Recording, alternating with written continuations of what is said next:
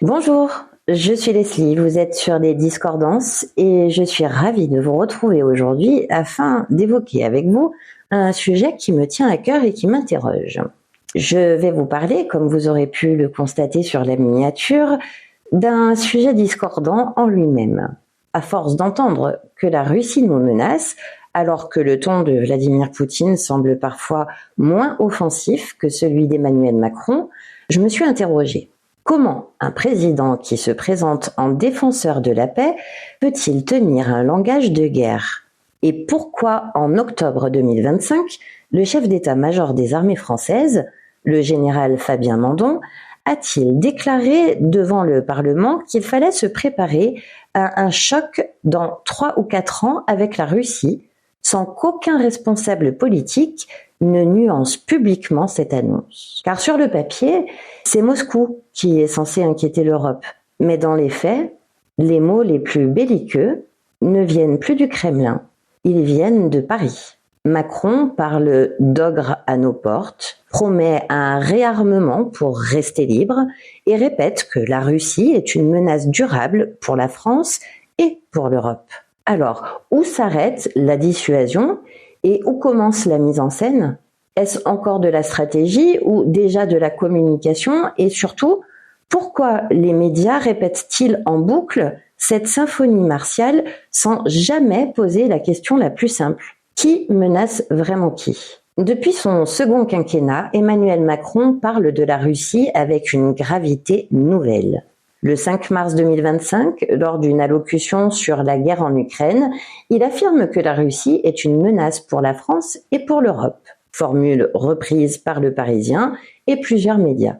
Cette phrase devient aussitôt un pilier de son discours public. Quelques mois plus tard, en août 2025, sur TF1 LCI, le président décrit Vladimir Poutine comme un prédateur, un ogre à nos portes. Il rappelle les Européens à ne pas être naïfs. Ces mots, relayés par la Dépêche du Midi, Tel Quel et Arab News, installent durablement le Kremlin dans la figure de l'ennemi extérieur.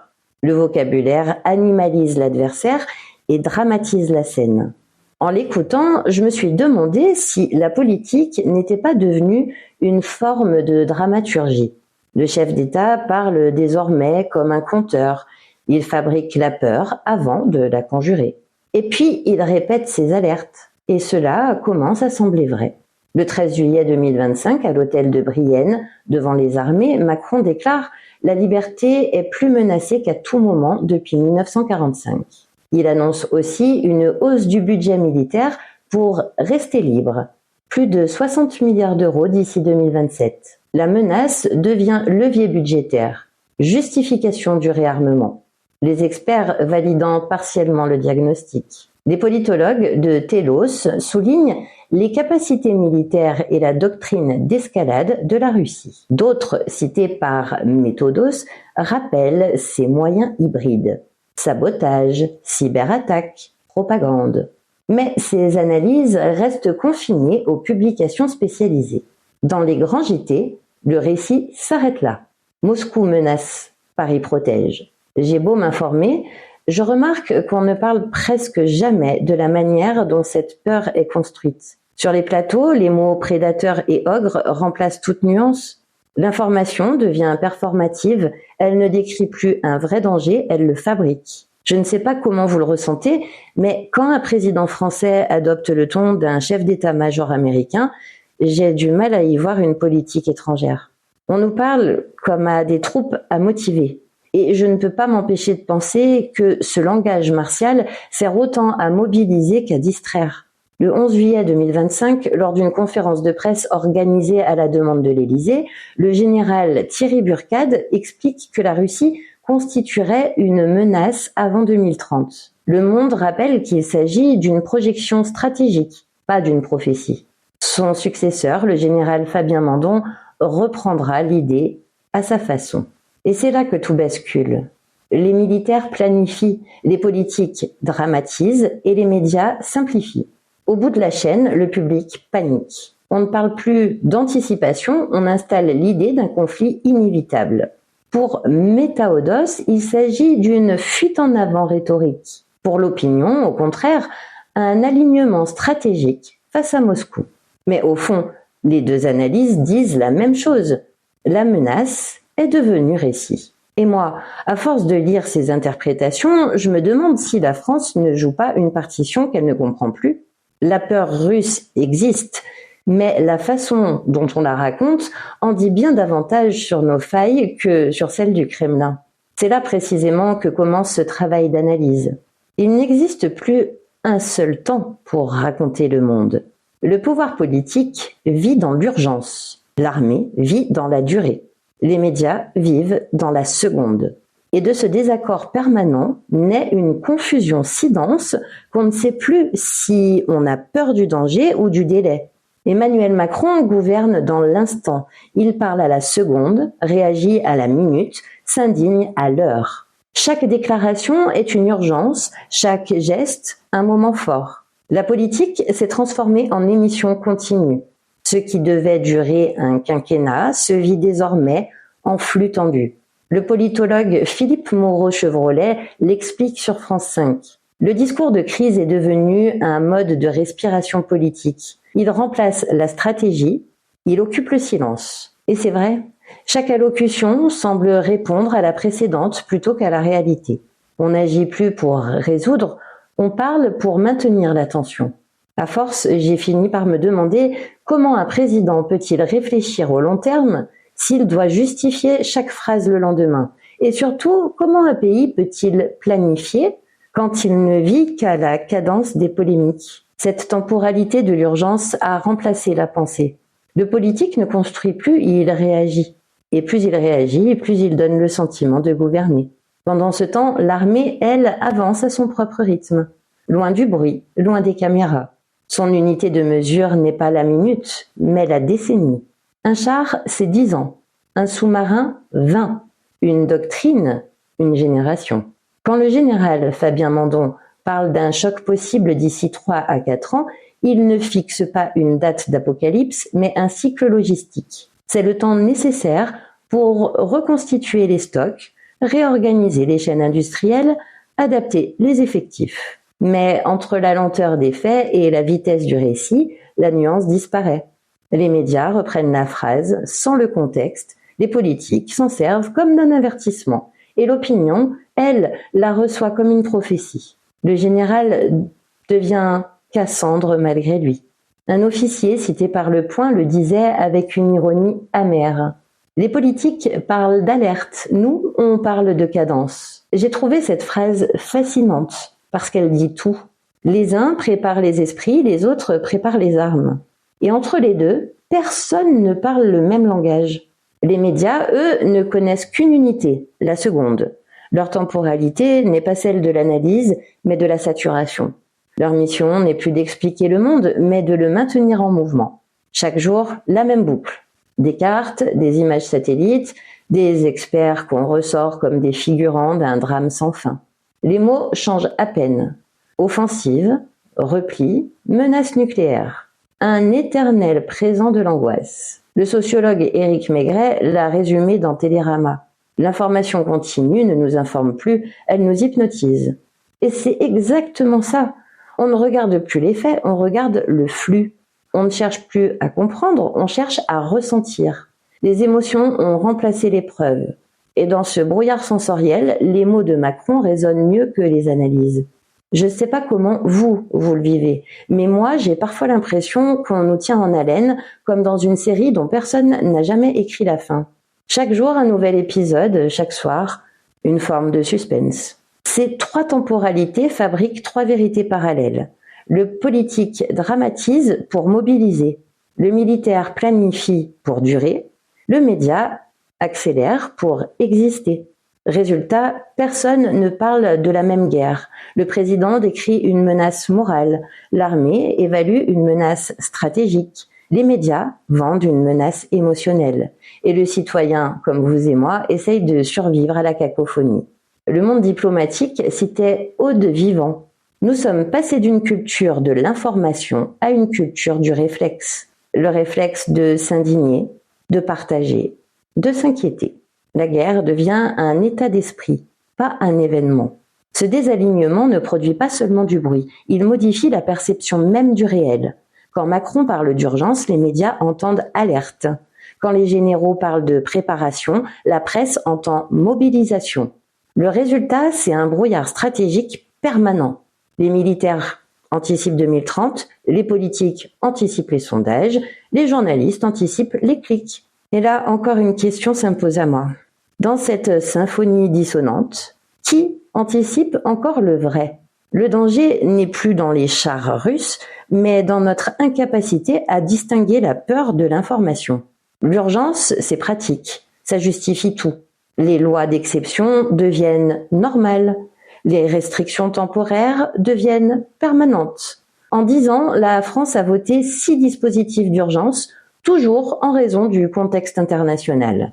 Et dans cette routine sécuritaire, on finit par confondre protection et surveillance. Les dirigeants gouvernent au nom du risque. Les citoyens vivent sous perfusion d'alertes et le pire, c'est que tout le monde s'y habitue.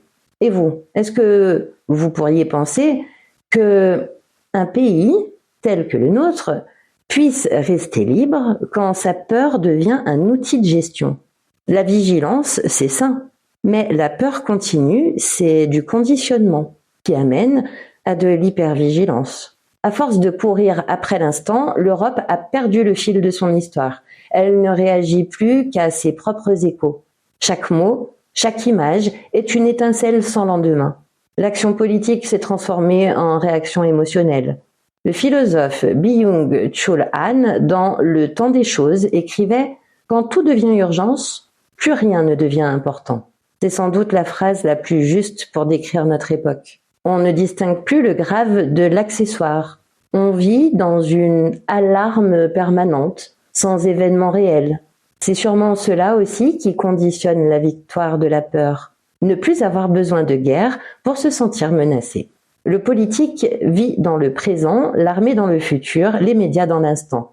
Au milieu de ces 3 vitesses, la société n'avance guère. Elle vibre, elle réagit, elle commente, mais elle n'agit plus. Macron promet la fermeté, les généraux la prudence, les journalistes le spectacle. Personnellement, j'ai le sentiment d'assister à une pièce où tout le monde joue juste, mais pas du tout sur la même musique. La guerre, désormais, c'est une question de tempo. Et à ce rythme, l'Europe ne se bat plus pour la vérité.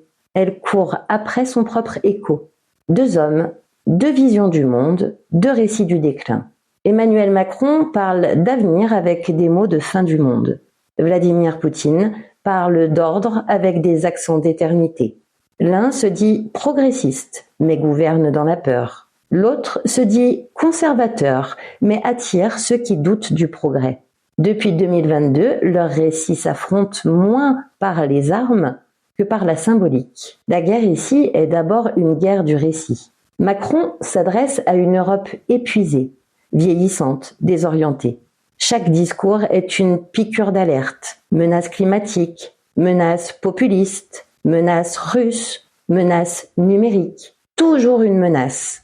La preuve est devenue sa boussole. Lors de son allocution du 5 mars 2025, il déclarait que la Russie est une menace pour la France et pour l'Europe, maintenant et pour des années. Quelques mois plus tard, à l'hôtel de Brienne, il ajoutait « La liberté est plus menacée qu'à tout moment depuis 1945 ». On pourrait croire entendre Churchill. Sauf qu'ici, la menace n'est plus extérieure, elle structure le pouvoir intérieur. Et c'est là, je crois, la véritable discordance. Macron dit vouloir protéger la démocratie en parlant comme s'il fallait la militariser. Il gouverne par l'urgence, mais l'urgence ne finit jamais.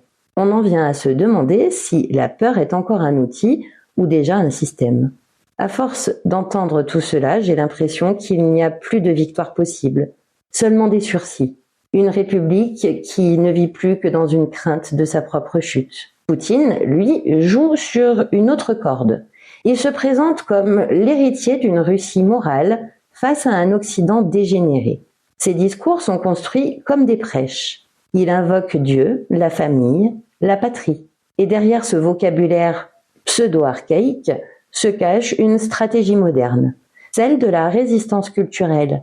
Dans son discours du 2 octobre 2025 à Sotchi, il qualifie d'absurde des accusations selon lesquelles la Russie préparerait une attaque contre l'OTAN, ajoutant que la militarisation croissante de l'Europe ne resterait pas sans réponse. Quelques semaines plus tôt, il avertissait « Si des troupes étrangères apparaissent en Ukraine, elles seront des cibles légitimes. » Le message est clair.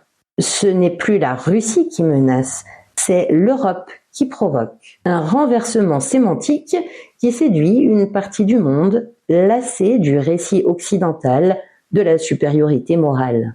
Et il faut admettre, cette posture fonctionne.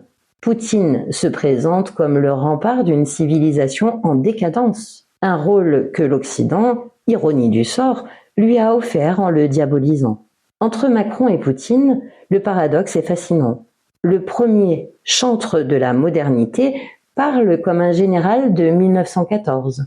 Le second, nostalgique d'un empire défunt, parle comme un philosophe. L'un revendique le monde libre, l'autre prétend le sauver de lui-même. En 2019 encore, Macron affirmait à The Economist que l'OTAN est en état de mort cérébrale. 6 ans plus tard, il en devient le porte-voix européen. Un virage complet, mais sans jamais reconnaître le changement. De son côté, Poutine, ancien agent du KGB, se réinvente en gardien des valeurs spirituelles. Ses discours s'ouvrent sur les 3 livres posés sur son bureau. La Bible, le Coran et la Torah. Un symbole d'unité religieuse que la presse occidentale regarde avec ironie, mais que son peuple interprète comme une légitimité divine. Et moi, je dois l'admettre, en observant la scène, j'ai un sentiment d'apaisement étrange de revoir surgir une dimension sacrée que tant ont essayé de faire totalement disparaître dans notre Europe occidentalisée. Comment la France, pays de culture et de foi, en est-elle venue à n'avoir pour repère que la République, vide de tout souffle, pleine de décrets? Ces 2 chefs d'État ont ceci en commun. Ils transforment la morale en outil politique. Mais là où Macron l'utilise pour gouverner, Poutine s'en sert pour nourrir la fierté. Le premier dit protéger nos valeurs en brandissant la menace. Le second dit défendre nos valeurs en brandissant la foi. 2 sermons différents, une même logique. Tenir le peuple par le récit. Le sociologue russe Alexander Dugin expliquait sur RT que l'Occident a perdu la transcendance. La Russie la récupère. Une phrase provocante mais révélatrice. Dans cette guerre des récits, le sens compte autant que les missiles. Macron promet la liberté, mais son discours est saturé de contraintes. Poutine promet l'ordre, mais son pouvoir repose sur la peur. Et dans cette contradiction, chacun devient le miroir déformé de l'autre. Selon un sondage IFOP, Le Figaro, publié en octobre 2025, 43% des Français déclarent avoir une image négative de Poutine. Mais 38% affirment comprendre ses motivations stratégiques. Un chiffre troublant. Près d'1 Français sur 2 estime que le président russe n'agit pas sans raison. Dans le même temps, la cote de confiance d'Emmanuel Macron tombe à 11%. Autrement dit, celui qui parle au nom de la liberté inspire moins de confiance que celui qui l'accuse de tyrannie. Est-ce seulement une question de propagande ou le signe d'une lassitude morale? Peut-être que les Français ne croient plus à ceux qui prêchent la paix tout en préparant la guerre. Dans les rues françaises, l'inflation ronge les foyers. Les salaires stagnent, les classes moyennes s'effondrent. Pendant ce temps, le président parle d'effort national, de mobilisation de l'économie de guerre. Un vocabulaire martial pour un peuple exsangue. Un éditorialiste de Marianne l'a souligné. Le réarmement moral de l'Europe commence à ressembler à une anesthésie collective. Et là se joue une autre forme de discordance. La guerre est devenue un décor commode. Elle détourne le regard du vide intérieur. Chômage, solitude, perte de sens, peur du futur. L'Europe se bat contre un ennemi extérieur pour ne pas voir sa propre fatigue. Macron parle de civilisation. Poutine parle d'âme. L'un convoque les droits de l'homme, l'autre convoque les Écritures. Et dans ce duel, la rationalité française semble désarmée. la froideur technocratique de l'Élysée face à la mystique orthodoxe du Kremlin. Le politologue François Heisbourg résumait ce contraste dans l'Express. Macron veut être l'incarnation du futur rationnel, mais il affronte un adversaire qui incarne le passé spirituel. Et pour une partie du monde, le passé reste plus séduisant que le futur. En 2025, l'Occident n'impose plus de modèle, il justifie ses erreurs. Chaque guerre devient une intervention, chaque sanction une mesure de paix. Pendant ce temps, la Russie, la Chine et les pays émergents construisent un autre récit, celui de la résistance au déclin. L'écrivain Michel Onfray, dans une tribune pour Front Populaire, ironisait « Nous avons exporté le doute et nous en payons le prix. » Ce doute, c'est celui d'un continent qui ne croit plus à son propre discours. Un continent qui parle d'unité, mais vit dans une fracture constante. Un continent où on préfère craindre Poutine que se regarder en face. Paul Valéry disait « Les empires meurent toujours de l'intérieur, jamais de l'extérieur. » À ce stade, il n'est plus certain que la guerre se joue sur un champ de bataille. Elle se joue dans les têtes. Et les armes ne sont plus les missiles, mais les récits. Chaque discours, chaque image, chaque sanction, chaque indignation participe d'un théâtre où la vérité devient accessoire et la perception essentielle. Depuis 3 ans, l'Occident s'est habitué à confondre communication et morale. Il ne dit plus « voici ce que nous faisons », il dit « voici ce que nous incarnons ». Ce verbe-là est beaucoup plus dangereux, car il autorise tout. Les dirigeants européens ont appris à brandir la vertu comme on brandit un drapeau. Ils parlent de valeurs, d'humanisme, de paix, tout en livrant des chars, des canons et des missiles. La guerre devient philanthropique, presque éthique. Et c'est précisément ce qui la rend indiscutable. Macron l'a dit en juillet 2025. Aider l'Ukraine, c'est aider la liberté. Un slogan parfait, sauf qu'il ne dit rien de la réalité. Les alliances, les livraisons d'armes, les contrats d'armement, la morale a remplacé la géopolitique. Et cette fois-ci, je finis par me dire que le vrai génie de cette époque, c'est d'avoir transformé la guerre en cause humanitaire. C'est sans doute pour cela qu'on ne peut plus la contester sans être soupçonné de trahison. Tout pouvoir a besoin d'un récit. Celui de Macron est clair. La France est un phare, l'Europe un rempart, la Russie une ombre. C'est simple, lisible, rassurant, mais c'est aussi profondément infantilisant. Le politologue Bertrand Badi l'a indiqué dans France Culture. Nous vivons dans une diplomatie de la fable. Chaque acteur s'invente un rôle pour masquer sa faiblesse. C'est exactement ce que fait Paris. La posture du sauveur universel masque le sentiment de déclin.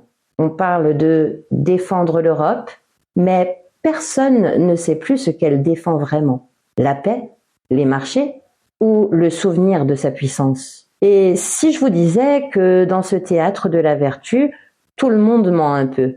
Les Russes mentent par orgueil, les Européens mentent par peur et les Américains mentent par habitude.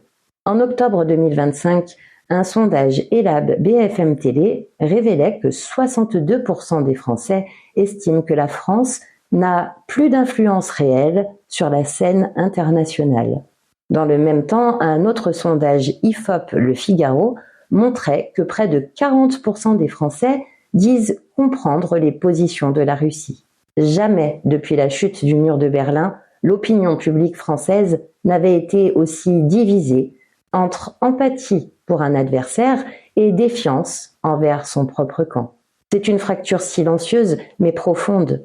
D'un côté, ceux qui voient encore la Russie comme un ennemi, de l'autre, ceux qui y perçoivent un contre-modèle à l'Occident.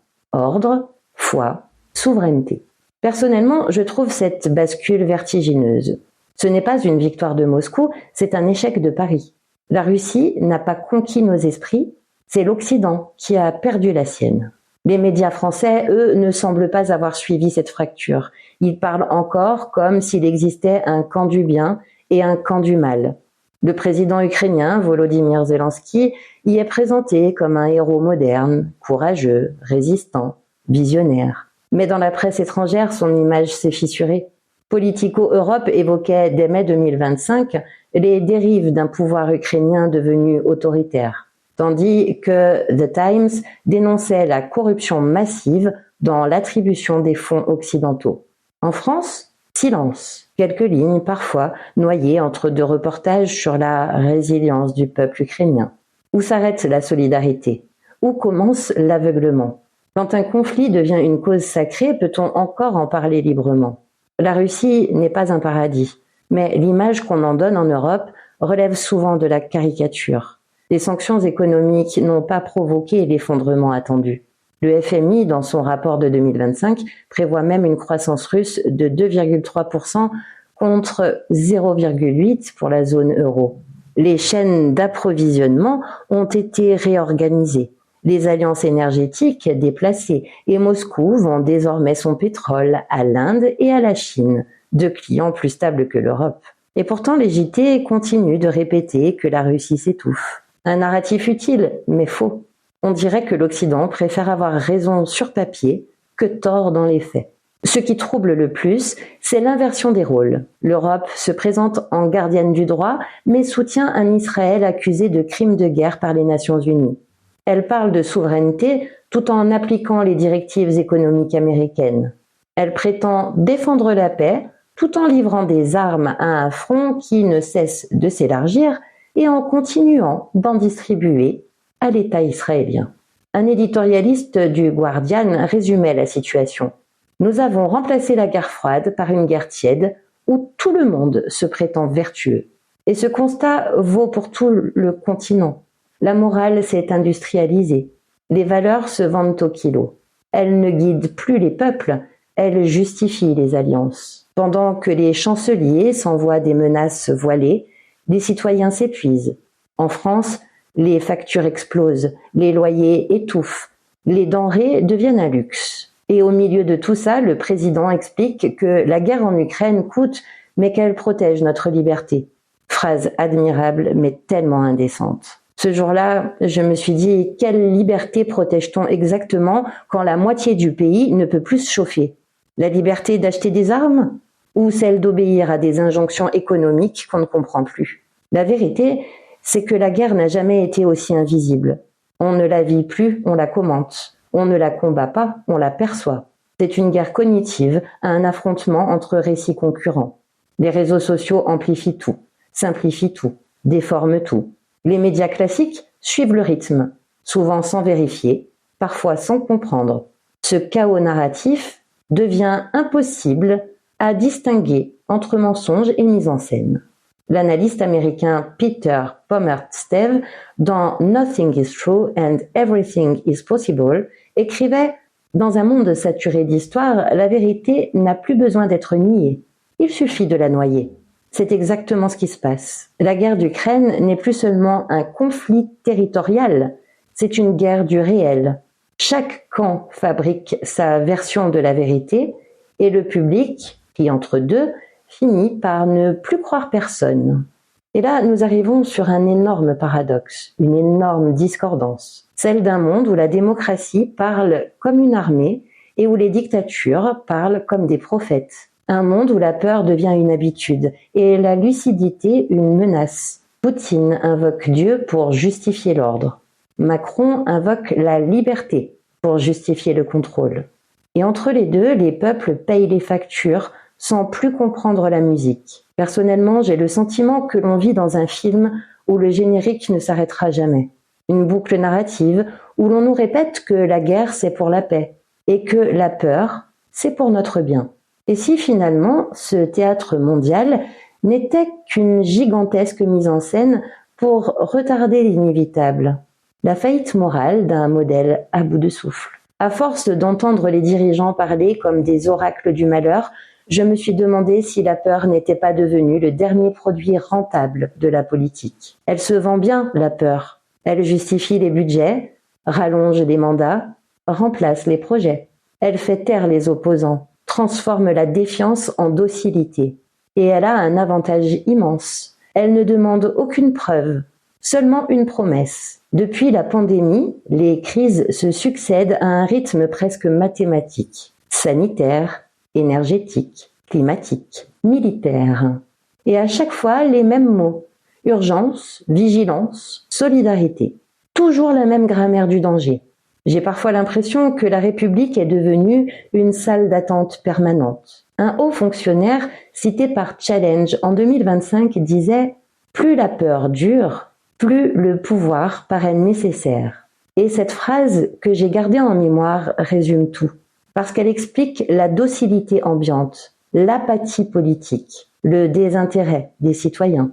Quand la peur devient la norme, la liberté ressemble à un luxe. Je vous remercie d'être présent dans ces épisodes plus longs, produits par les Discordances, mais qui me permettent également de vous proposer un format podcast qui sera bientôt accessible sur la chaîne Spotify des Discordances l'intrigantes. Je vous souhaite une excellente journée et une bonne réflexion autour de ce sujet qui, je l'avoue, est parfois difficile à aborder, lourd de sens, mais néanmoins nécessaire pour pouvoir évoluer chacun dans nos propres consciences. À très bientôt dans une prochaine vidéo.